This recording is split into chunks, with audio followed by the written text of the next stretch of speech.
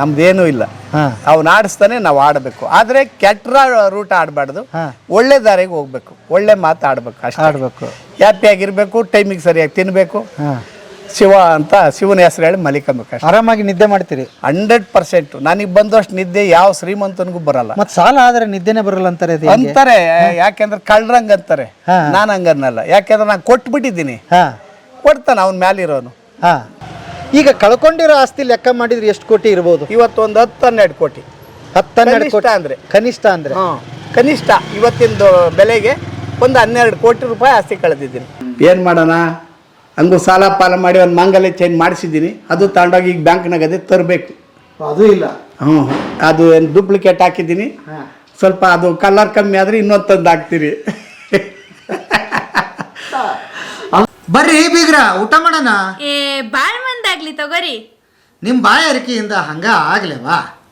ನಮಸ್ತೆ ಗೆಳೆಯರೇ, ಹೇಗಿದ್ದೀರಿ? ನಾನಂತೂ ಚೆನ್ನಾಗಿದ್ದೀನಿ, ನೀವು ಚೆನ್ನಾಗಿದ್ದೀರಿ ಅಂತ ಭಾವಿಸ್ತಾ ಈ ಕತೆಗೆ ತಮ್ಮನ್ನು ಸ್ವಾಗತ ಮಾಡ್ತೀನಿ. ಸಾಲವನ್ನು ಕೊಂಬಾಗ ಹಾಲೋಗರುಂಡಂತೆ ಸಾಲಿಗನು ಬಂದು ಮನೆಯ ಮುಂದೆ ನಿಂತಾಗ ಕಿಬ್ಬದಿಯ ಕೀಲು ಮುರಿದಂತೆ ಸರ್ವಜ್ಞ ಅಂತ ಒಂದು ವಚನ ಇದೆ. ಈ ಕತೆ ಅದಕ್ಕೆ ಅನ್ವಯ ಆಗುತ್ತೆ ಗೆಳೆಯರೇ. ಇಲ್ಲೊಬ್ಬರಿದ್ದಾರೆ, ಬನ್ನಿ. ಪ್ರತಿ ಹುಟ್ಟಿದ ಮನುಷ್ಯನಿಗೆ ಸಾಲ ಮಾಡೇ ಇರ್ತೀವಿ, ಸಂದರ್ಭಗಳು ಹಾಗೆ ಬರುತ್ತೆ, ಮತ್ತೆ ತೀರಿಸಿರ್ತೀವಿ, ಮತ್ತೆ ಸಾಲ ಮಾಡ್ತೀವಿ. ಸಾಲ ತಗೊಳ್ಳೋರು ಮತ್ತು ಕೊಡುವವರ ಮಧ್ಯೆ, ತೆಗೆದುಕೊಳ್ಳುವವನ ಮಧ್ಯೆ ನಿರಂತರವಾದ ಒಂದು ಸಂಬಂಧ ಏರ್ಪಟ್ಟಿರುತ್ತೆ. ಕೆಲವು ಬಾರಿಯ ಸಂಬಂಧಗಳು ಹಳಿಸಿ ಹೋಗಿದ್ದಿದೆ, ಜಗಳ ಆಗಿದ್ದಿದೆ, ಬಿಟ್ಟು ಹೋಗಿದ್ದಿದೆ, ಬಿರುಕು ಬಿಟ್ಟಿದ್ದಿದೆ. ಯಾಕೆ ಅಂತಂದರೆ ನಮಗೆ ಸಾಲ ತಗೊಳ್ಳೋವಾಗಿನ ನಿಯತ್ತು ಮತ್ತು ದರ್ದು ಮತ್ತು ವಾಪಸ್ಸು ಕೊಡುವಾಗಿನ ನಿಯತ್ತು ಒಂದಿಷ್ಟು ಬಾರಿ ಕಳ್ಕೊಂಡ್ಬಿಟ್ಟಿರ್ತೀವಿ. ಇನ್ನೊಂದು ಸಾರಿ ಸಾಲ ಕೊಟ್ಟವರು ಸರಿಯಾಗಿದ್ದರೆ ಸರಿ, ಬಟ್ ತುಂಬ ಬಡ್ಡಿ ಆಸೆ ಉಳ್ಳವರಾಗಿದ್ದರೆ, ಅಥವಾ ಬಡ್ಡಿಯಲ್ಲೇ ಬದುಕು ನಡೆದಿದ್ದರೆ, ಅಥವಾ ನಿನ್ನ ಕತೆ ಏನು ಹೇಳಬೇಡಯ್ಯ, ನೀನು ನನ್ನ ಹಣ ಮಡಿಗೋಗು ಅನ್ನೋದು ಏನಾದರೂ ಅಂಥ ಜನ ಆಗಿಬಿಟ್ಟಿದ್ರೆ ಬದುಕು ಎಷ್ಟು ದುರ್ಬರ ಆಗಿರುತ್ತೆ ಅಂತ ಹೇಳಿದರೆ, ಕೆಲವು ಜನ ಸಾಲದ ಸುಳಿಗೆ ಸಿಕ್ಕು ಹೊರಗೆ ಬರಲಾರದೆ ಒದ್ದಾಡೋರಿದ್ದಾರೆ. ಕೆಲವು ಬಾರಿ ಅಂತೂ ಇಡೀ ಕುಟುಂಬಗಳು ವಿಷ ಸೇವಿಸಿ ಆತ್ಮಹತ್ಯೆ ಮಾಡಿಕೊಂಡ ಉದಾಹರಣೆಗಳನ್ನು ಬೇಕಾದಷ್ಟು ನಾವು ಕೇಳ್ತಾನೆ ಇರ್ತೀವಿ. ಬಟ್ ಇಲ್ಲೊಂದು ಕತೆ ಇದೆ, ಬನ್ನಿ. ಇವರು ತಮಗಾಗಿ ಸಾಲ ಮಾಡಿದವರೇ ಅಲ್ಲ, ಹೇಗೋ ಬದುಕು ಚೆನ್ನಾಗಿ ನಡೀತಾ ಇತ್ತು. ಬಟ್ ಇವ್ರಿಗೆ ಒಂದು ಅಭ್ಯಾಸ ಇದೆ, ಯಾರಾದರೂ ಇವ್ರ ಮನೆ ಹತ್ರ ಹೋಗಿ ಅಥವಾ ಅಣ್ಣ ನನಗೇನೋ ಪ್ರಾಬ್ಲಮ್ ಆಗಿದೆ ಅಂದರೆ ಸಾಕು, ತಮ್ಮ ಹತ್ರ ಇದ್ದರೆ ಹಣ ಕೊಡೋದು ಬೇರೆ ವಿಚಾರ. ಬಟ್ ಇನ್ನೊಬ್ಬರ ಹತ್ರ ಹೋಗಿ ಯಾರ ಹತ್ರ ದುಡ್ಡಿದೆಯೋ ಅವ್ರ ಹತ್ರ ಹೋಗಿ ಅಮ್ಮ, ಅಣ್ಣ, ಅಕ್ಕ ಅಂತ ಹೇಳಿ ಅವ್ರ ಮನೆಯಲ್ಲಿ ಕೂತ್ಕೊಂಡು ಇವರಿಗೆ ಸಾಲ ಕೊಡಿಸೋವರೆಗೆ ಬಿಡೋದೇ ಇಲ್ಲ. ಸಾಲ ಏನೋ ಕೊಡಿಸ್ತಾರೆ, ಒಂದು ಭರವಸೆ ಇಟ್ಕೊಂಡು ಒಂದು ಸಾಲ ಕೊಟ್ಟಿರ್ತಾರೆ. ಅಣ್ಣ ಅವ್ರೇನಾದರೂ ಕಟ್ಟಿಲ್ಲ ಅಂದರೆ ನಾನು ನಿಮ್ಮ ಸಾಲ ಕಟ್ತೀನಿ ಅನ್ನೋ ಭರವಸೆಯೊಂದಿಗೆ ದುಡ್ಡು ಕೊಡಿಸ್ಬಿಡ್ತಾರೆ. ಹೀಗಾಗಿ ಇವ್ರ ಕತೆ ಇಲ್ಲಿಂದ ಸಾಲದೊಂದಿಗೆ ಶುರುವಾಗುತ್ತೆ. ನೀವು ನಂಬ್ತಿರಲ್ಲ ಗೆಳೆಯರೇ, ಇಲ್ಲಿವರೆಗೆ ಇವರು ಬೇರೆಯವರ ಸಾಲ ಕಟ್ಟೋದಕ್ಕೇ 3 ಮನೆ ಮಾರಿದ್ದಾರೆ, 2 ಸೈಟ್ ಮಾರಿದ್ದಾರೆ. ಆಶ್ಚರ್ಯ ಆಗ್ತಿದೆಯಲ್ಲ, ನಮ್ಮ ಸಾಲ ಕಟ್ಟೋದಕ್ಕೆ ನಾವು ಒದ್ದಾಡ್ತಾ ಇರುವಾಗ ಇನ್ನೊಬ್ಬರ ಸಾಲಕ್ಕೆ ಇಷ್ಟೊಂದನ್ನು ಇವರು ಮಾಡಿಯೂ ಕೂಡ ಇವತ್ತು ಹೇಗಿದ್ದಾರೆ ಅಂದರೆ ನೀವು ನಂಬ್ತಿರೇ ಇಲ್ಲ. ಆ ನಗು ಮಾಸಿಲ್ಲ ಮುಖದಲ್ಲಿ, ಬದುಕಿನಲ್ಲಿ ಭರವಸೆ ಕಳ್ಕೊಂಡಿಲ್ಲ. ಬನ್ನಿ, ಅವ್ರು ಬೇರೆ ಯಾರೇ ಅಲ್ಲ, ನನ್ನ ಗೆಳೆಯರು ಕೂಡ. ಇವ್ರ ಹೆಸರು ತೋಂಟದಾರ್ಯ ಅಂತ. ಬನ್ನಿ, ಅವ್ರ ಕತೆಗೆ ನಿಮಗೆ ಸ್ವಾಗತ. ಕೊನೆವರೆಗೆ ಕೇಳಿ, ನಿಮಗೆ ಒಂದು ಧೈರ್ಯ ಬರುತ್ತೆ. ಬದುಕಿನಲ್ಲಿ ಏನೋ ಸಂದರ್ಭಗಳು ಬಂದಾಗ ಕೂಡ ಹೇಗೆ ಅವನ್ನೆಲ್ಲ ಕಾಪಿಟ್ಟುಕೊಂಡು ನಾವು ಜೀವನ ಮಾಡೋ ಅನ್ನೋ ಭರವಸೆ ಕೂಡ ಬರುತ್ತೆ. ಅವ್ರ ಕತೆಗೆ ತಮಗೆ ಸ್ವಾಗತ ಗೆಳೆಯರೆ. ಬನ್ನಿ, ಅವ್ರ ಕತೆನ ಅವ್ರ ಬಾಯಿಂದಲೇ ಎಲ್ಲವನ್ನೂ ಕೇಳೋಣ. ಸ್ವಾಮಿ, ಇವ್ರನ್ನ ಇವತ್ತು 30 ವರ್ಷ ಆಯಿತು ತಪ್ಸ್ಕೊಂಡು, ಇವತ್ತು ಹಿಡ್ದಾಕಿದ್ದೀವಿ. ಒಳ್ಳೆ ಕೆಲಸ ಮಾಡಿದ್ದೀರಾ? ಸಂದರ್ಶನ ಮಾಡ್ತಾರಂತೆ, ಬಾ ಸೈಡ್ಗೆ ಹಾಕಿ ಗಾಡಿ. ಬನ್ನಿ, ಒಳಗಡೆ ಬನ್ನಿ. ಮೊದಲು ಇಲ್ಲಿಂದ ಶುರುವಾಗಲಿ. ಓಕೆ. ಎಷ್ಟು ವರ್ಷ ಆಯಿತು? ಏನಕ್ಕೆ ಇವು ನನಗೆ ಏಜಾ? ಏಜು ನಾವು ಸೇರಿ, ನೀವು ಸೇರಿ 2096ರಿಂದ 95ರಿಂದ ಲೆಕ್ಕ.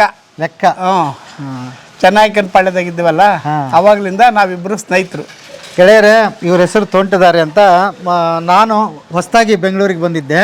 ಹೌದು. ನನ್ನ ಕುಟುಂಬನೆಲ್ಲ ಕಟ್ಕೊಂಡು ದೊಡ್ಡ ಕುಟುಂಬ ನಮ್ದು. ಹೌದು. ಇವ್ರದೊಂದು ಕಿರಾಣಿ ಅಂಗಡಿ ಇತ್ತು. ಹೌದು. ಬೆಳಿಗ್ಗೆಯಿಂದ ಸಾಯಂಕಾಲವರೆಗೆ ಫುಲ್ ರಶ್. ಗಲ್ಯಾದಾಗ 100 ರೂಪಾಯಿ ಇರ್ತಾರೆ. ಎಲ್ಲ ಹೆಣ್ಮಕ್ಳೇ ಬರ್ತಾ ಇದ್ದಿದ್ದು. ಎಲ್ಲ ಹೆಣ್ಮಕ್ಳೇ ವ್ಯಾಪಾರಕ್ಕೆ ಬರ್ತಿದ್ದ. ಹೆಂಗಾರಳ ನಿಮ್ಮನ್ನ ಇಲ್ಲಿವರೆಗೆ ಖುಷಿಯಾಗಿಟ್ಟಿದೆ. ಖಂಡಿತ ಈಗೂ ಹ್ಯಾಪಿನೇ, ನಾನು ಫುಲ್ ಹ್ಯಾಪಿ. Full happy. ವಾ, ಈಗಿರೋ ಮನೇನು ಮಾರಿ ಹಾಕಿದ್ದೀನಿ, ಫುಲ್ ಹ್ಯಾಪಿ ಆಗಿದ್ದೀನಿ. ನೋಡಿ, ನಾನು ಯಾಕೆ ಇವ್ರನ್ನ ಸಂದರ್ಶನ ಮಾಡ್ತಾ ಇದ್ದೀನಿ ಅಂತ ಗೊತ್ತಾಯ್ತಲ್ಲ ನಮಗೆ. ನೋಡಿ, ಈ ಮನೇನು ಮಾರಾಕವ್ರಂತೆ, ಆದರೂ ಫುಲ್ ಹ್ಯಾಪಿ ಅಂತ. ಬೇರೆಯವ್ರಿಗೆ ಕೊಟ್ಟಿರೋ ಸಾಲಕ್ಕೆ ಬೇರೆ ನಾವು ತಿಂದು ಉಂಡು ಮಜಾ ಮಾಡಿಲ್ಲ. ಬೇರೆಯವ್ರಿಗೆ ಜಾಮೀಲಾಗಿ ಮನೆ ಮಾರಿದ್ದೀನಿ, ಅವ್ರ ಋಣ ತೀರ್ಸಕ್ಕೆ. ಅವ್ರ ಋಣ ತೀರ್ಸಕ್ಕೆ ಇರ್ಲಿ, ಎಲ್ಲ ಅವನು ಹಬ್ಬಿದಾನ ಮೇಲೆ. ಯಾವ ಊರಿಗೆ ಹೋದ್ರು ಆ ಊರು ನೀವು ಮಾಡ್ಕೊಂಡ್ಬಿಡ್ತಿರಲ್ಲ, ಇದ್ರ ಗುಟ್ಟೇನು? ಈ ಗುಟ್ಟೇನು ಇಲ್ಲ, ನಮ್ಮ ಮಾತು ಕತೆ, ನಮ್ಮ ನಯ ವಿನಯ, ಅವ್ರು ಮಾತಾಡ್ಸ ದಾಟಿ. ತಾಯಿದೀರ್ನ ಹೆಂಗಸರ್ನೆಲ್ಲ ತಾಯಿ ಅವ್ವ ಅಕ್ಕ ಅಂತೀನಿ, ಗಂಡಸನ್ನೆಲ್ಲ ಅಣ್ಣ ಅಂತೀನಿ. ನನಗೆ ಚಿಕ್ಕವನಾದ್ರೂ ಅಣ್ಣ ಅಂತೀನಿ. ಅಯ್ಯ ಅಂದ್ರೆ ಸ್ವರ್ಗ, ಕೆಲವೋ ಅಂದ್ರೆ ನರ್ಕ. ಯಾಕೆ ಬೇಕು ನಮಗೆ? ಅಯ್ಯ ಅನ್ನನ, ನಮಗಿನ್ನ ಚಿಕ್ಕವನಾದ್ರೆ ಅಣ್ಣ ಅನ್ನನ, ತಪ್ಪೇನಿಲ್ಲ ಇದ್ರೊಳಗೆ. ಇದೆಯಾ? ಏನಿಲ್ಲ. ಅವಾಗ ನಮ್ಮನ್ನ ಎಲ್ಲರೂ ಆಧರಿಸ್ತಾರೆ.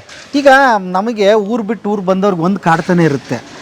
ಊರು ಬಿಟ್ಟು ಊರು ಬಂದ್ಬಿಟ್ಟಿದ್ಯಪ್ಪ, ಯಾವಾಗ ನಮ್ಮೂರಿಗೆ ನಾವು ಹೋಗ್ಬೇಕು, ಈ ಊರು ನಮ್ದಲ್ಲ, ಇಲ್ಲಿ ಅಡ್ಜಸ್ಟ್ ಆಗೋದು ಕಷ್ಟ, ಹೊಸ ಜನ, ಹೊಸ ವಾತಾವರಣ ಅಂತ ಇರುತ್ತೆ. ಬಟ್ ನಿಮ್ಮನ್ನ ನಾನು ಮೊದಲಿನಿಂದ ಗಮನಿಸ್ತಾ ಇದ್ದೀನಿ. ನೀವು ಯಾವ ಊರಿಗೆ ಹೋದ್ರೆ ಒಂದು 3 ತಿಂಗಳು ಬಿಟ್ರೆ ಸಾಕು, ಇಡೀ ಗಲ್ಲಿ ಮನೆಗೆ ಪರಿಚಯ ಆಗ್ತಿರಲ್ಲ. ಹೆಂಗೆ? ಈಗ ನಾನು ಮನೆ ಮಲಗಿದ್ರು ಇಲ್ಲಿ ಒಂದು ಡ್ರಾಮಾ ಮಾಡ್ತಾ ಇದ್ದೀವಿ, ಸಂಪೂರ್ಣ ರಾಮಾಯಣ. ಹಿಡ್ಕೊಂಡು ಹೋಗ್ತಾರ ನನ್ನ. ನೀನ್ ನಮ್ ಜೊತೆಗಿರ್ಬೇಕು, ಬಾ ಒಂದ್ ಸಣ್ಣ ಪಾತ್ರ ಕೊಡ್ತೀನಿ, ದುಡ್ಡೇನ್ ಕೊಡ್ಬೇಡ ಅಂತಾರೆ. ಹೋಗಿ ಅವ್ರ ಜೊತೆಲಿ ಈಗಾಗಲೇ 3 ನಾಟಕ ಆಡಿದ್ದೀನಿ ಇಲ್ಲಿ. ಚೆನ್ನನಾಯಕನ ಪಳ್ಯದಾಗಿದ್ದ 1 ಆಡಿದ್ದೆ, ಕುರುಕ್ಷೇತ್ರದಲ್ಲಿ ವಿದುರನ್ ಮಾಡಿದ್ದೆ. ಇಲ್ಲಿ ರಾಮಾಯಣದಲ್ಲಿ ಈಗ ಗುಹನ್ ಪಾತ್ರ, ಒಂದು ವಸಿಷ್ಠ 2 ಮಾಡಿದ್ದೀನಿ. ಈಗ ನಾನು ಇರೋವರೆಗೂ ಇಲ್ಲಿ ಪಾತ್ರ ಮಾಡ್ತಿರ್ತೀನಿ. ಪಾತ್ರ ಈಗ ನಿಮ್ದು ದಿನನಿತ್ಯ ಬೆಳಿಗ್ಗೆ ಎದ್ರೆ 1 ಪಾತ್ರ, ಬಣ್ಣ ಹಚ್ಚಿದ ಮೇಲೆ 1 ಪಾತ್ರ. ಹೌದು ಹೌದು ಹೌದು. ಜೀವನದ ನಾಟಕ ಇದು.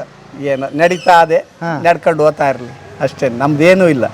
ಅವ್ನು ಆಡಿಸ್ತಾನೆ ನಾವು ಆಡಬೇಕು, ಆದ್ರೆ ಕೆಟ್ಟ ರೂಟ್ ಆಡಬಾರ್ದು, ಒಳ್ಳೆ ದಾರಿಗೆ ಹೋಗ್ಬೇಕು, ಒಳ್ಳೆ ಮಾತು ಆಡ್ಬೇಕು ಅಷ್ಟೇ. ಆಡ್ಬೇಕು, ಹ್ಯಾಪಿ ಆಗಿರ್ಬೇಕು, ಟೈಮಿಗೆ ಸರಿಯಾಗಿ ತಿನ್ಬೇಕು, ಶಿವ ಅಂತ ಶಿವನ ಹೆಸರು ಹೇಳಿ ಮಲಿಕಬೇಕು. ಆರಾಮಾಗಿ ನಿದ್ದೆ ಮಾಡ್ತೀರಿ? 100%. ನನಗೆ ಬಂದಷ್ಟು ನಿದ್ದೆ ಯಾವ ಶ್ರೀಮಂತನಿಗೂ ಬರಲ್ಲ. ಮತ್ತೆ ಸಾಲ ಆದ್ರೆ ನಿದ್ದೆನೆ ಬರಲ್ಲ ಅಂತಾರೆ. ಅಂತಾರೆ, ಯಾಕೆಂದ್ರೆ ಕಳ್ರಂಗ್ ಅಂತಾರೆ.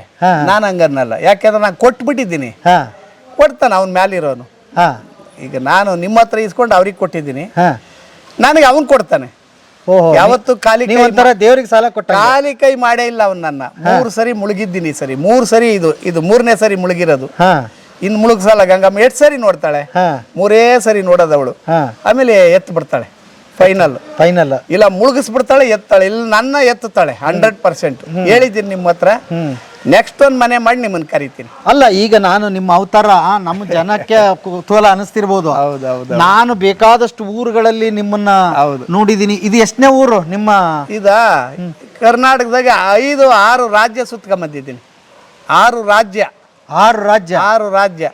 ಜಿಲ್ಲೆಗಳು, 6 ಜಿಲ್ಲೆ. ಏನು ಉದ್ಯೋಗ ಇಲ್ದಂಗೆ 6 ಜಿಲ್ಲೆ ವಾಸ ಮಾಡ್ಕೊಂಬಂದಿದ್ದೀನಿ, ಅದು ಹ್ಯಾಪಿಯಾಗಿ. ಊರಂತ ಕೇಳಿದೆ, ಇವ್ರ ಜಿಲ್ಲೆ ಊರೆಲ್ಲ ಜಿಲ್ಲೆಗಳು ಕೇಳಿ. ಬೆಂಗಳೂರು ದಕ್ಷಿಣ, ರಾಮನಗರ ಜಿಲ್ಲೆ, ಆಮೇಲೆ ಬೆಂಗಳೂರು ಉತ್ತರ, ಆಮೇಲೆ ಬೆಂಗಳೂರು ಗ್ರಾಮಾಂತರ, ಇವೆಲ್ಲ ಸುತ್ತಾಕೊಂಬಂದಿದ್ದೀನಿ. ಓಕೆ, ಈಗ ಈ ಊರು ಯಾವ ಊರು ಅಂತ ಹೇಳ್ಬಿಡ್ರಿ, ಕುತೂಹಲ. ಇದು ತೋಟದ ಗುಡ್ಡಳ್ಳಿ ಅಂತ, ಬೆಂಗಳೂರು ಉತ್ತರ. ಇದು ದಾಸನಪುರ ಹೋಬಳಿ, ನಾರಸಂದ್ರ ಪೋಸ್ಟ್. ಓಕೆ, ಈಗ ಮನೆ ಅಂತೂ ಮಾರ್ಬಿಟ್ರಿ, ಮುಂದಕ್ಕೆ ಎಲ್ಲಿಗೆ ಪಯಣ? ಈಗ ಒಂದ್ ಸದ್ಯಕ್ಕೆ ಒಂದು ಲೀಸ್ಗೆ ಹಾಕ್ಕೊತೀನಿ, 1 ವರ್ಷ 2 ವರ್ಷ. ಆಮೇಲೆ ದೇವ್ರು ಕೊಡ್ತಾನೆ, ಅಷ್ಟೊತ್ತಿಗೆ ನಾನು ಮಾಡ್ತೀರಿ. ಕೊಟ್ಟಿರೋರ ಹತ್ರ ಹೋಗಿ ಕೈ ಹೊಡಿತೀನಿ. ಮತ್ತೆ ಕೊಡ್ರೋ, ನನ್ನ ದುಡ್ಡು ಕೊಡ್ರೋ, ಬೇರೆಯವ್ರ ದುಡ್ಡಿಗೆ ನಿಮ್ಮ ದುಡ್ಡಿಗೆ ಮನೆ ಮಾರಿದ್ದೀನಿ ಕೊಡ್ರೋ ಅಂತೀನಿ. ಕೊಟ್ರೆ ಒಂದು ಚಿಕ್ಕದೊಂದು ಗೂಡು ಮಾಡ್ಕೊಂತೀನಿ, ದೊಡ್ಡದೇನು ಬೇಡ. ಅಲ್ಲ, ಈಗ ಜನಕ್ಕೆ ನಾವು ಸಾಲ ಮಾಡ್ಬೇಕಾದ್ರೆ ಭಯ ಬರ್ತದೆ. ಹೌದು. ನೀವು ಮಂದಿಗೆ ಕೊಡ್ಸಕ್ ಸಾಲ ಮಾಡಿದಿರಲ್ಲ, ಯಾಕೆ ಅಂತ? ಈಗ ಕಷ್ಟದಲ್ಲಿರೋರಿಗೆ ಹೆಲ್ಪ್ ಮಾಡು ಅಂತಾನೆ ನನ್ನ ದೇವ್ರು ಹುಡ್ಸಿರೋದು. ನೀನು ಹೆಂಡ್ರು ಮಕ್ಕಳು ಸುಖವಾಗಿರುವಂತೆ ಹುಡ್ಸಿಲ್ಲ ನನ್ನ. ಯಾರನ್ನ ದೈನಿ ಅಂತ ಬಂದವ್ರಿಗೆ ಬೇರೆಯವ್ರ ಹತ್ರ ಕೊಡಿಸೋ, ಅವನು ಉದ್ಧಾರ ಆಗಲಿ ಅಂತ ಹೇಳವನೇ ಮಾಡ್ತಾ ಇದ್ದೀನಿ. ಅದು ಯಾಕೆ ಮಾಡ್ತೀನಿ ಅಂದರೆ, ಅವನು ಭಗವಂತನ ಹೆಸರು ನನಗಿಟ್ಟವ್ರೆ. ಯಡಿಯೂರು ಸಿದ್ಧಲಿಂಗೇಶ್ವರನ ಹೆಸರು ಮೂಲ ತೋಂಟದಾರ್ಯ ಅಂತ. ಈ ಹೆಸರಿಗೆ ಮಸಿ ಬಳಸ್ದಂಗೆ ಕಾಲ ಕಳೀತಾ ಅವನೇ ನನಗೆ ಹಿಂದೆಗಡೆ ನಡೆಸ್ತಾ ಇರೋನು. ಹಿಂದೆ ನಿಂತು ಅವನೇ ನನ್ನ ಇಲ್ದಿದ್ರೆ ಈ ವಿಷಯ ತಗೊಬೇಕಾಯ್ತು ನೀವು ಹೇಳ್ದಂಗೆ. ಅದು ಅವನಿಗೆ ಅವಕಾಶ ಕೊಟ್ಟಿಲ್ಲ, ನನಗೆ ಕೊಟ್ಟಿಲ್ಲ, ಖಂಡಿತ ಕೊಟ್ಟಿಲ್ಲ, ಕೊಡೋದು ಇಲ್ಲ. ನಾನು ನಮ್ಮ ಮನೆಯವ್ರಿಗೆಲ್ಲ ಹೇಳ್ತೀನಿ, ಮಕ್ಕಳು ಮರಿಗೆ ಯಾರಿಗೂ ನಾನು ಸಾಯೋವರೆಗೂ ಹಿಂಗೆ ಇರ್ತೀನಿ. ಸಾಯ್ಬೇಕಾದ್ರೆ ಕೂತ್ಕೊಂಡು ಚಕ್ಕಬಗಲ್ ಹಾಕೊಂಡು ಓಂ ನಮ ಶಿವ ಅಂತಾನೆ ಪ್ರಾಣ ಬಿಡ್ತೀನಿ, ಬರ್ದಿಟ್ಕೊಳ್ಳಿ ಅಂತ ನಮ್ಮ ಮಕ್ಕಳಿಗೆಲ್ಲ ಹೇಳಿದ್ದೀನಿ. ಅದು 100% ಸತ್ಯ. ನೀವು ಇದ್ದರೆ ಆ ವಾರ್ತೆ ಕೇಳಿ ನೀವು ಖುಷಿ ಪಡ್ತೀರ ಅಲ್ವರ? ಎಲ್ಲರೂ ಆ್ಯಕ್ಚುಲಿ ಈ ಸ್ಟೇಜಲ್ಲಿ ಇದ್ದಾಗ ಹೌದು, ಅಣ್ಣ ಸಂದರ್ಶನ ಮಾಡ್ತೀವಿ ಅಂದ್ರೆ ಏನಂತಾರೆ ಅಂದ್ರೆ, ಹೌದು ಅಣ್ಣ ನಮ್ದು ಏನು ಹೇಳ್ತೀವಿ ಬಿಡಣ್ಣ, ಒಳ್ಳೆ ಕತೆ ಹೇಳೋ ಎಲ್ಲ ಸಾಲಾಗಿಲ್ಲ ಆಗ್ಬಿಟ್ಟದೆ, ಮನೇನು ಮಾರಿಬಿಟ್ಟಿದ್ದೀನಿ, ಈ ಕತೆ ಜನಕ್ಕೆ ಕೇಳ್ಬೇಕಾ, ಇರೋದು ಒಂದು 4 ಕಾಸಿನ ಮರ್ಯಾದೆನೂ ಓದ್ತದೆ ಅಂತ ಅನ್ನೋರು ಜಾಸ್ತಿ. ಖಂಡಿತ ಅಲ್ಲ ಮರ್ಯಾದೆ. ಅಣ್ಣ ನಾನು ಬರ್ತೀನಿ ಅಂದ ತಕ್ಷಣ ನೀವು ಬಾ ಮರ್ರಿ ಎಲ್ಲಿದೆಯಾ ಅಂತಂದ್ರಿ, ಹೆಂಗೆ ಅದಂತ? ಅದು ಯಾಕೆ ಅಂದರೆ 4 ಜನ ಈಗ ನಮ್ಮನ್ನು ನೋಡಿ ಅವ್ರು ಕಲಿಬೇಕು. ಈಗ ನಾನು ದಿಟ್ಟತನವಾಗಿದ್ದೀನಿ, ಅದು ಅವ್ರಿಗೆ ಬರ್ಬೇಕು. ಅದು ಬಂದಾಗೆ ಏನಾದರೂ ಫೇಸ್ ಮಾಡ್ಬೋದು. ಏನು ಬಂದ್ರು ನಾವು ಸಾಧನೆ ಮಾಡ್ತೀವಿ. ನಮಗೆ ದೇವ್ರು ಇದ್ದಾನೆ, ನಾವು ಸರಿ ಇರ್ಬೇಕು ಮೊದಲು. ನಾವು ಸರಿ ಇದ್ರೆ ಮಾತ್ರ ದೇವ್ರು ನಮ್ಮನ್ನು ಹಿಡಿತಾನೆ. ಈಗ ನಾವೇ ಸರಿ ಇಲ್ಲ ಅಂದ್ರೆ ಅವ್ನು ಎಲ್ಲಿ ಹಿಡಿತಾನೆ? ಅಂದ್ರೆ ಕೊಟ್ಟವನ್ನ ಮುಣಗಿಸ್ಬಿಡ್ಬೇಕು ಏನೋ ಆಯ್ತು ಅಂತಲ್ಲ. ಅದು ಏನು ನಮ್ಮ ಪ್ರಾಣ, ನಾನು ಬೇಕಾದ್ರೆ ಕಿಡ್ನಿ ಆದ್ರೂ ಮಾರಿ ಅವ್ರ ಸಾಲ ತೀರಿಸ್ಬಿಡ್ತೀನಿ. ಯಾರಿಗೂ ಮೋಸ ನನ್ನಿಂದ ಅದು ತೊಂದರೆ ಆಗಬಾರ್ದು, ಇದುವರೆಗೂ ಆಗೂ ಇಲ್ಲ. ಯಾಕೆಂದ್ರೆ ಅಲ್ಲಿ ಚನ್ನನಾಯಕನ ಪಾಳ್ಯದಾಗಿದ್ದೆ, 4 ಸೈಟ್ ಮಾಡಿದ್ದೆ, ಎಲ್ಲ ದಾನ ಮಾಡಿದ್ದೀನಿ. ನಾನು ತಿಂದಿಲ್ಲ, ನಾನು ಇವತ್ತಿನವರೆಗೂ ಕಾಫಿ ಟೀ ಕುಡಿಯಲ್ಲ, ನಾನು ಯಾವ ದುರಭ್ಯಾಸ ಇಲ್ಲ, ಹಿಂಗೆ ಇದ್ದೀನಿ, ನೆಮ್ಮದಿಯಾಗಿದ್ದೀನಿ, ಚೆನ್ನಾಗಿ ನಿದ್ದೆ ಮಾಡ್ತೀನಿ, ಮಕ್ಕಳು ಆನಂದವಾಗವೆ ನೋಡಿ ಖುಷಿ ಪಡ್ತೀನಿ. ದಿನ ಫೋನ್ ಮಾಡ್ತೀನಿ, ಒಬ್ಬ ಮಗಳು ಇಲ್ಲೇ ಅವಳೆ ದೂರ, ಮಾತಾಡಿಸ್ತೀನಿ, ಬೆಳಗ್ಗೆ ಓದ್ತೀನಿ ಬರ್ತೀನಿ, ಮೊಮ್ಮಗ ಅವನೇ ಸಾಕ್ತೀನಿ. ಇನ್ನೇನು ಬೇಕು ನಮಗೆ? ಆದರೆ ಒಳ್ಳೇದು ಮಾಡೋಣ, ಇದ್ರೆ ಕೈ ಮುಗಿದು ಬಿಡೋಣ ಭಗವಂತ. ನಮ್ಮ ಈಗೂ ಕೇಳ್ತಾರೆ, ಹೆಂಗೂ ಮನೆ ಮಾರಿದ್ಯಾ ಅಷ್ಟೋ ಇಷ್ಟ ಒಂದು ಉಳಿದ್ರೆ ಕೊಡು ಅಂತಾರೆ. ಇನ್ನೂ ಕೇಳೋರು ಅವ್ರು ಈಗೂ ಫೋನ್ ಮಾಡಿ ಅವ್ರು 3 ಸರಿ ಆಗ್ಲಪ್ಪ ಕೊಡ ಅನ್ಕೊಂಡ್ರು. ಇನ್ನೂ ಕೊಡ್ತೀರಿ? ಮೊದ್ಲೆಲ್ಲ ಕ್ಲಿಯರ್ ಆಗ್ಲೋ ನಂದು. ಹೊಸ ಮನುಷ್ಯ ಆತೀನಿ, ಆಮೇಲೆ ಮಾಡೋಣ, ಏನಾರು ಮಾಡಲ್ಲ ಹತ್ತೀವಿ. ಏನು ಮಾಡ್ತೀರಾ? ನಮ್ಮ ತಂದೆ ಒಂದು ಮಾತು ಯಾವಾಗಲೂ ಹೇಳೋರು, ನಾವು ಸಣ್ಣ ಹುಡುಗರಾಗೆ, ಕೈ ಬಾಯಿ ಕಚ್ಚೆ ಇವು ಬಂದೋಬಸ್ತಾಗಿದ್ರೆ ಯಾರು ಅದನ್ನ ನೆಟ್ಟಿಟ್ಕೊಂತಾರೆ. ಬೆಟ್ಟದ ಮೇಲೆ ಕೂತ್ಕೊಂಡ್ರೆ ಅವ್ರಿಗೆ ಊಟ ಯಾರಾದ್ರೂ ಕೊಡ್ತಾರೆ. ಯಾಕೆ ಅಂದ್ರೆ ಎಲ್ಲಾದ್ರಾಗೂ ಪರಿಶುದ್ಧವಾಗಿರ್ತಾರೆ. ಅವನು ಬಾಯಿ ಏನು ಕೆಟ್ಟದ್ದು ಮಾಡಲ್ಲ, ಕೈ ಕಳ್ತನ ಮಾಡಲ್ಲ, ಇನ್ನೊಂದು ಮತ್ತೊಂದು ಯಾವುದು ವ್ಯಭಿಚಾರ ಮಾಡಲ್ವಲ್ಲ. ಆ ಭಗವಂತ ದಾರಿ ಬಿಡ್ತಾನೆ, ಅವನು ಇರ್ತಾನೆ ನಮ್ಮ ಹಿಂದೆ. ಇವನು ಎಲ್ಲೋ ಬಂದು ಇಲ್ಲಿ ಕೂತ್ಕೊಂಬಿಟ್ಟವನೇ ಪಾಪಿ ನನ್ನ ಮಗ, ಇವನಿಗೇನೋ ಒಂಚೂರು ಹೆಲ್ಪ್ ಮಾಡ್ಬೇಕಲ್ಲ ಅಂದ್ಬಿಟ್ಟು ನಿಮ್ಮಂಥವ್ರನ್ನ ಕಳಿಸ್ತಾನೆ. ಹೋಗಲ್ಲಿ ಒಂಚೂರು ಏನೋ ಅವನಿಗೆ ಕೊಟ್ಟು ಬರ್ರೋ, ಸುಮ್ಮನೆ ಕುಂತವ್ರು ಕೈ ಮುಕ್ಕೊಂಡು ಅಂತ. ಹೌದು, ನಿಜವಾಗಲು ನಾನು ಹೇಳೋದು ಇದು ನನ್ನ ಅನುಭವದ ಪಾಠ, ನಮ್ಮ ತಂದೆ ಹೇಳ್ಕೊಟ್ಟಿರೋದು ನಮಗೆ. ಓಕೆ, ನಿಮ್ಮ ಪೂರ್ವಾಪರ ಮಾತಾಡೋಣಂತೆ ಒಳಗಡೆ ಹೋಗಿ. ಈಗ ಎಷ್ಟು ಸಾಲ ಇತ್ತು? 37.5 ಲಕ್ಷ ರೂಪಾಯಿ ಸಾಲ ಇತ್ತು. ಅದು ನಾನು 25 ಲಕ್ಷ ಕೊಡಿಸಿದ್ದೆ ಬೇರೆಯವ್ರಿಗೆಲ್ಲ. ಅವರು 1 ರೂಪಾಯಿ ಬಡ್ಡಿ ಕೊಟ್ಟಿಲ್ಲ ನನಗೆ, ಯಾರು ಕೊಟ್ಟಿಲ್ಲ. 5 ವರ್ಷ ಆಯಿತು ಈಗ ಇದು ಕೊರೋನಾ ಬಂದಾಗಿಂದ. ಈಗ ಅದಕ್ಕೆ ನಾನು ನಿಮ್ಮಂಥವ್ರ ಹತ್ರ ಎಲ್ಲ ಸಾಲ ಮಾಡಿದ್ದೀನಿ, ಚೀಟಿನೂ ಅದೇ ಅದು. ಅವ್ರಿಗೆ ಎಲ್ಲ ಈಗ ಅದನ್ನು ವಾಪಸ್ ಕೊಡ್ಬೇಕು. ಈಗ ಅವರು ನೀವು ಕೊಟ್ಟಿದ್ರಲ್ಲ, ಅವ್ರು ಯಾಕೆ ನಿಮ್ಗೆ ವಾಪಸ್ ಕೊಟ್ಟಿಲ್ಲ? ಏನಂತ ನಡೀತಾ ಇಲ್ಲ ಅವ್ರಿಗೆ, ನನ್ನಷ್ಟು ಅವ್ರಿಗೆ ಶಕ್ತಿ ಕೊಟ್ಟಿಲ್ಲ. ಈಗ ನನಗೆ ಶಕ್ತಿ ಕೊಟ್ಟವನೇ, ಮನೆ ಅದೇ ಮಾರ್ಕ್ ಕೊಟ್ಬಿಡು ಅಂತ ಹೇಳವನೇ, ಅವ್ರಿಗೆ ಅದು ಕೊಟ್ಟಿಲ್ಲ. ಅವ್ರಿಗೆ ಅಂಥವ್ರಿಗೆ ಹೆಲ್ಪ್ ಮಾಡಿದ್ದೀನಿ.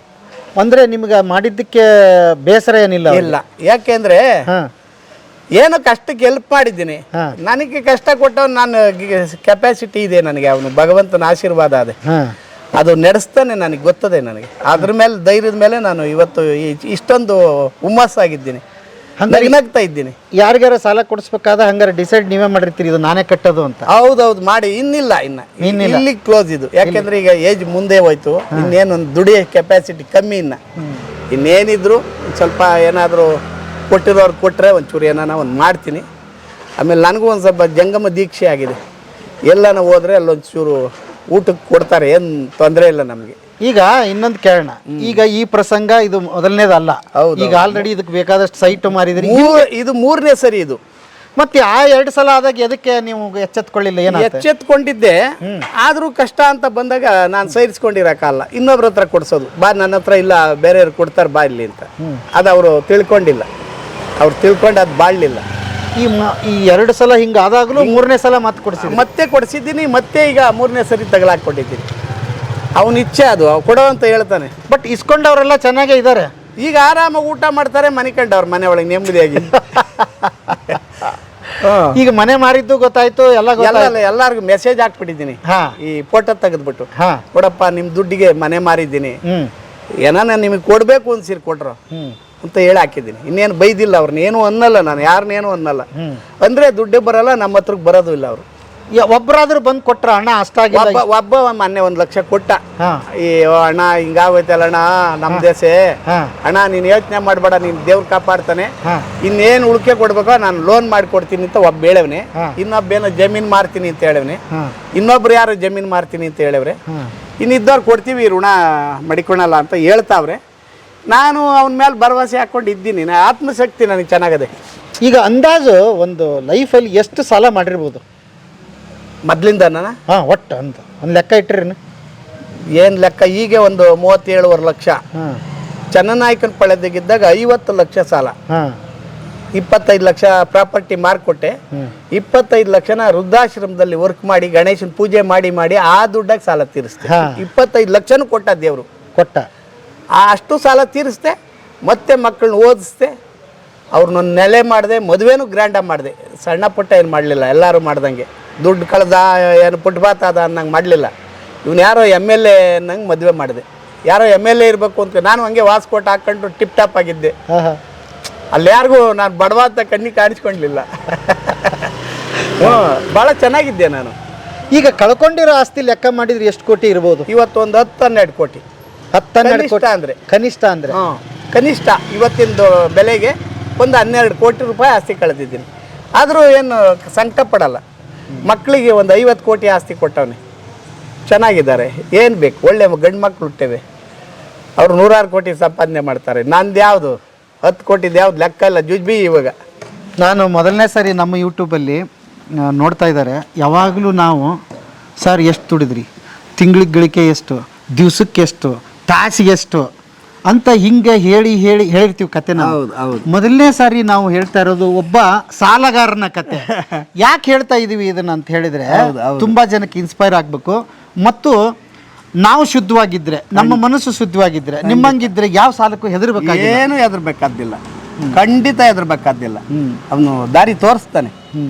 ಯಾವ್ದಾದ್ರು ದುರಭ್ಯಾಸ ಇದ್ರೆ ತೋರಿಸಲ್ಲ. ದುರಭ್ಯಾಸ ಏನೂ ಇಲ್ಲ ಅಂದಾಗ ಅವನು ಕಾಪಾಡ್ತಾನೆ.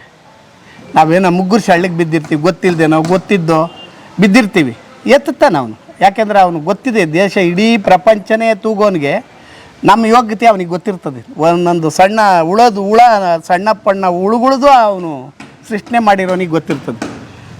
ಏನು ಹೇಳಿ, ಇದಕ್ಕೇನು ಕೊಡಬೇಕು, ಇದಕ್ಕೆ ಯಾವ ರೀತಿ ಆಹಾರ ಕೊಡಬೇಕು, ಇವನಿಗೇನು ಥರ ಕೊಡಬೇಕು ಅಂತ ಅವನು ಕೊಟ್ಟಿರ್ತಾನೆ ಭಗವಂತ. ಬರ್ರಿ ಒಳಗೆ ಹೋಗಿ ಬನ್ನಿ. ನಿಮ್ಮ ಕೊನೆಯ ಬಾರಿ ಮನೆಗೆ ತೋರ್ಸೋಣ ಇದನ್ನ. ಯಾಕೆ ಅಂತಂದ್ರೆ, ಹೌದು, ಇದನ್ನ ತಗೊಂಡು ಎಷ್ಟು ವರ್ಷ ಆಯ್ತು ಅಣ್ಣ? 12 ವರ್ಷ ಆಯ್ತು. 12 ವರ್ಷ ಆಯ್ತು? ಹೌದು, 12 ವರ್ಷ ಆಯ್ತು. 12 ವರ್ಷ ಇಲ್ಲಿ ಜೀವನ ಮಾಡಿದ್ದೀರಿ. ಓಕೆ, ಬೇಕಾದಷ್ಟು ನೆನಪುಗಳು ಈ ಮನೆಯಲ್ಲಿದೆ. ಖಂಡಿತ ಖಂಡಿತ. ಬನ್ನಿ ನಡ್ರಿ. ಓಕೆ, ಈ ಸೈಡ್ ತೆಗಿತೀರಾ?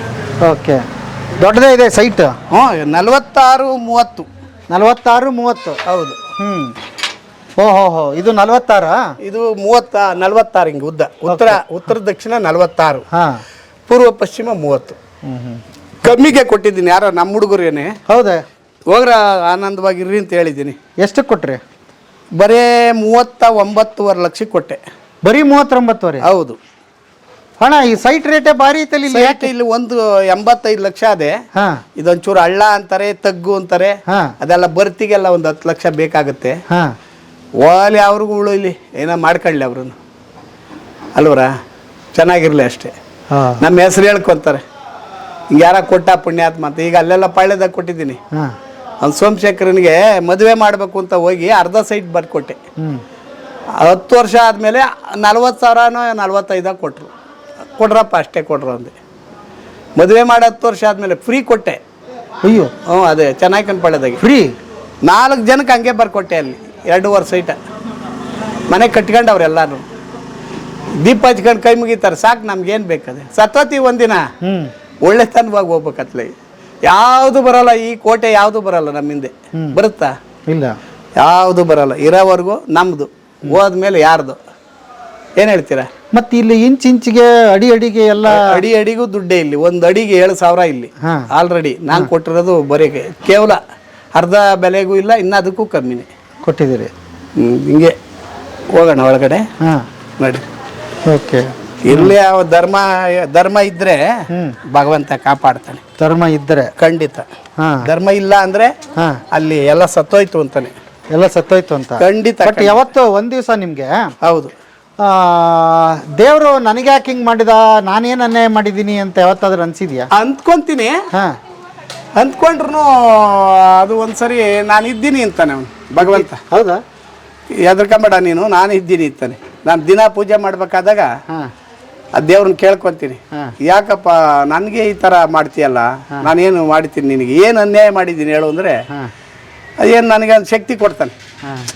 ನಾನು ಇದ್ದೀನಿ, ಹೆದರ್ಕೊಂಬೇಡ ನೀನು. ಕೊಟ್ಟಿದ್ದು ತನಗೆ, ಬಚ್ಚಿಟ್ಟಿದ್ದು ಪರರಿಗೆ.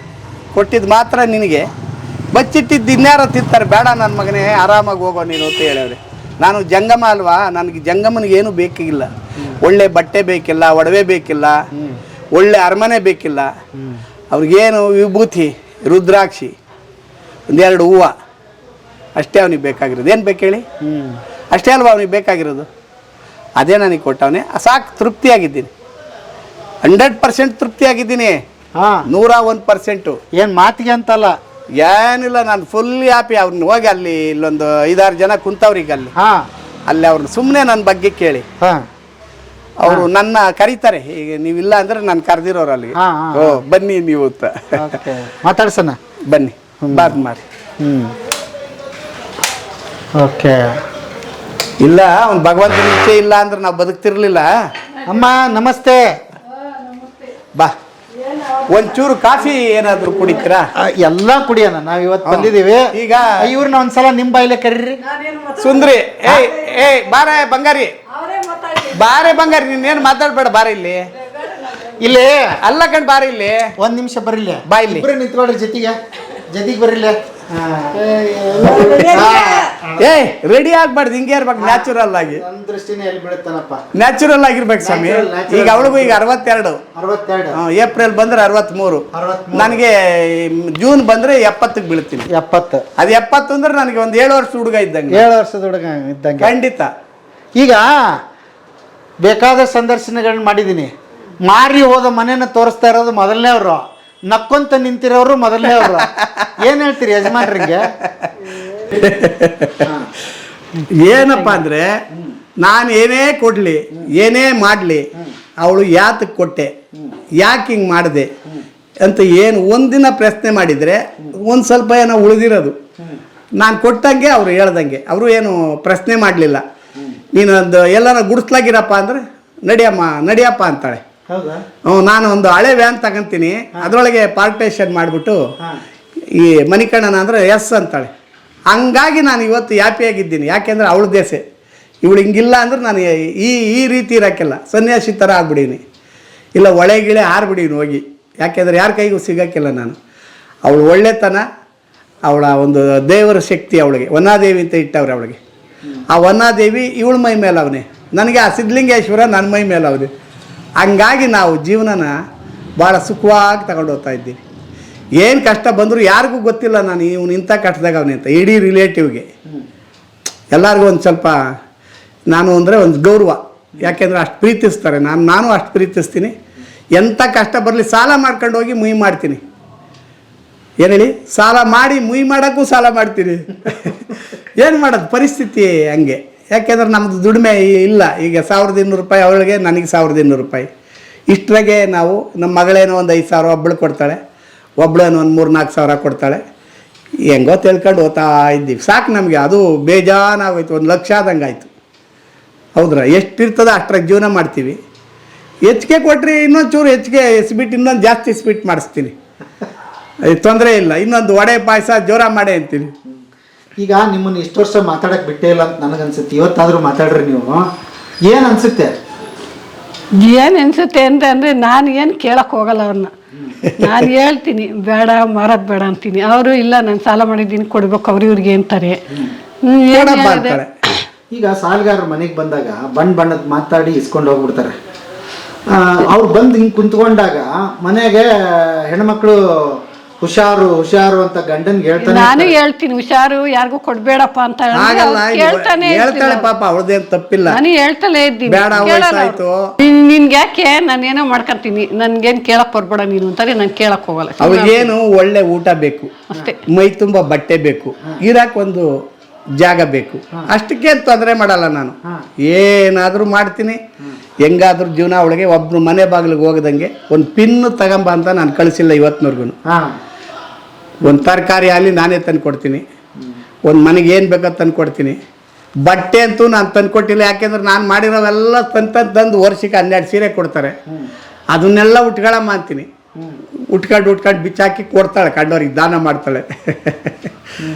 ಹಂಗೂ ಅನ್ನೋ ಸರಿ ಅಂತಾಳೆ, ನೀನೇನು ತಂದು ಕೊಟ್ಟಿದ್ದೀಯಾ ಅಂತಾಳೆ.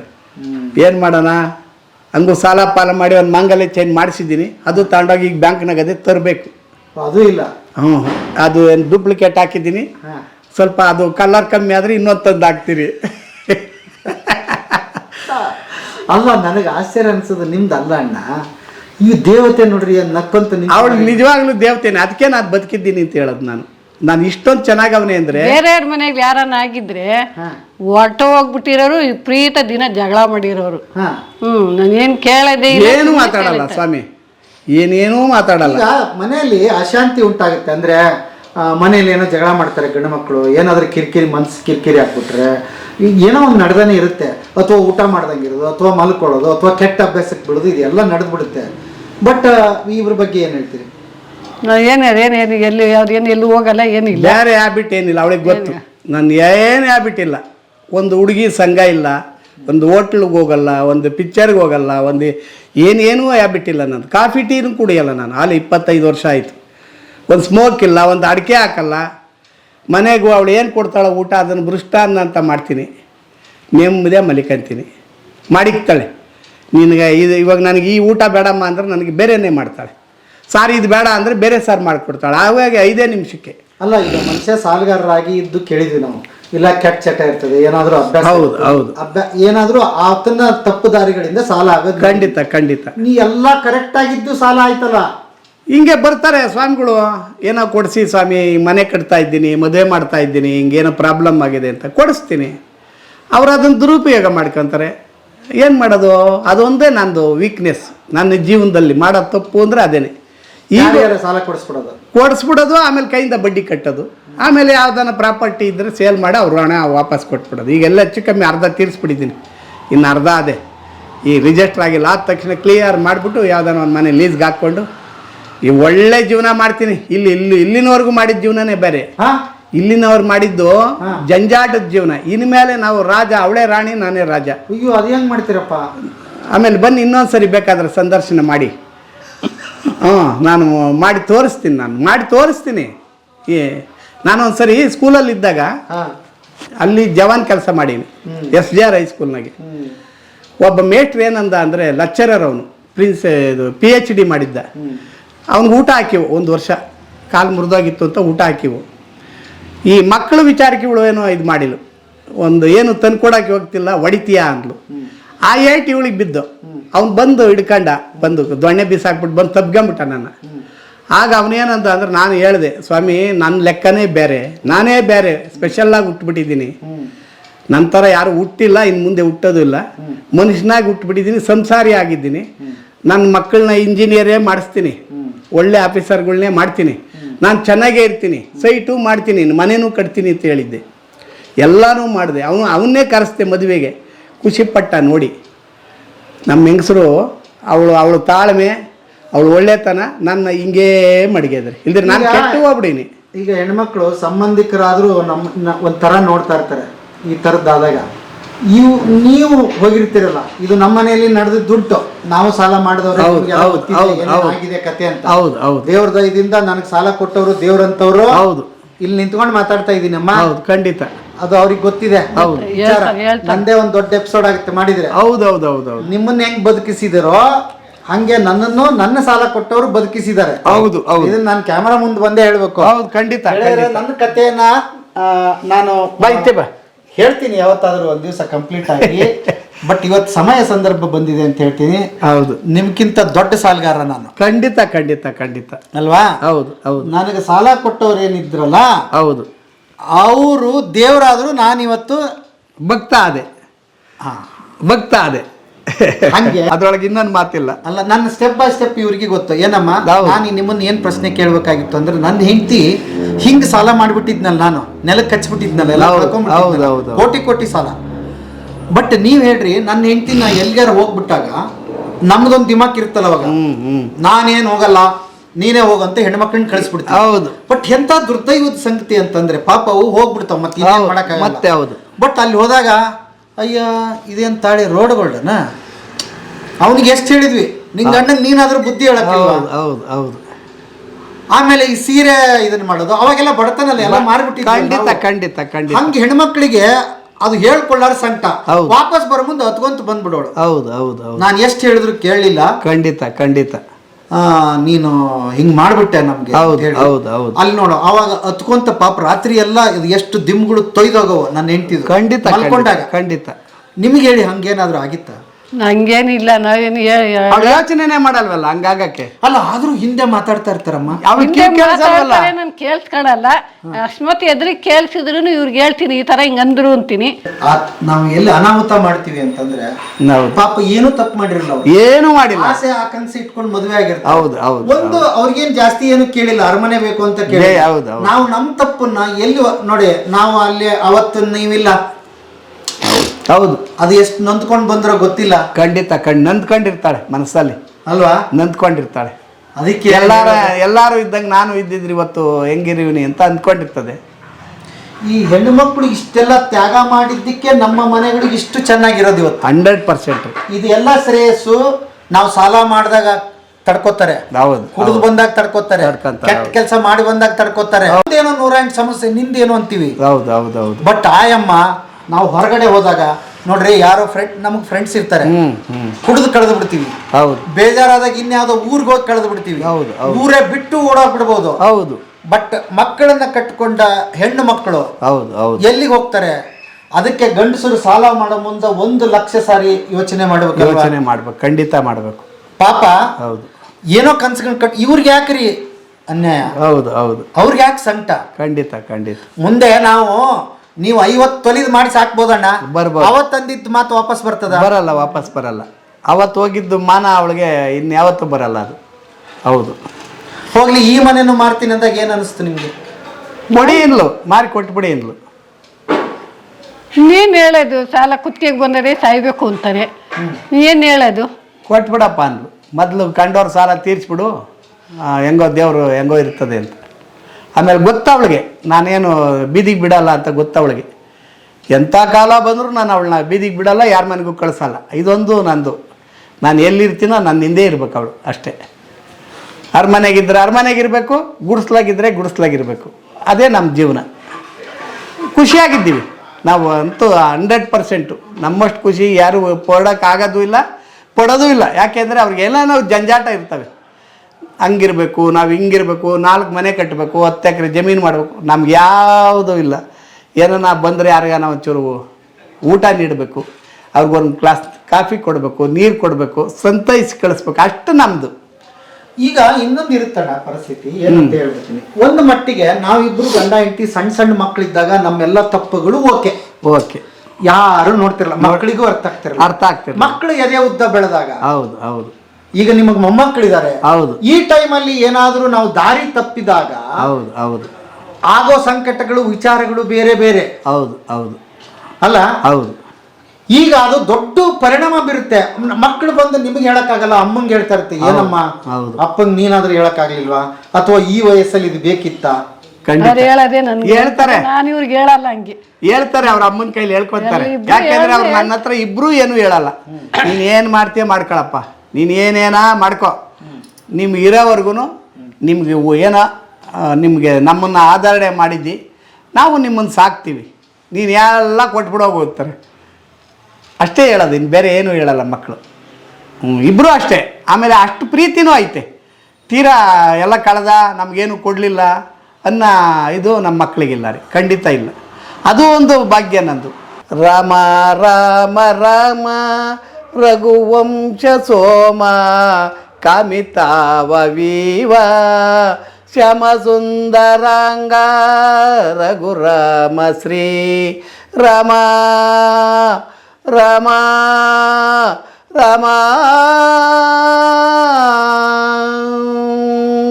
ಭೂಪ ನಿನ್ನ ನಾಮ ಜಪ ಮಾತ್ರದಿಂದ ಪೋಪುದೀಗ ನೋಡೈ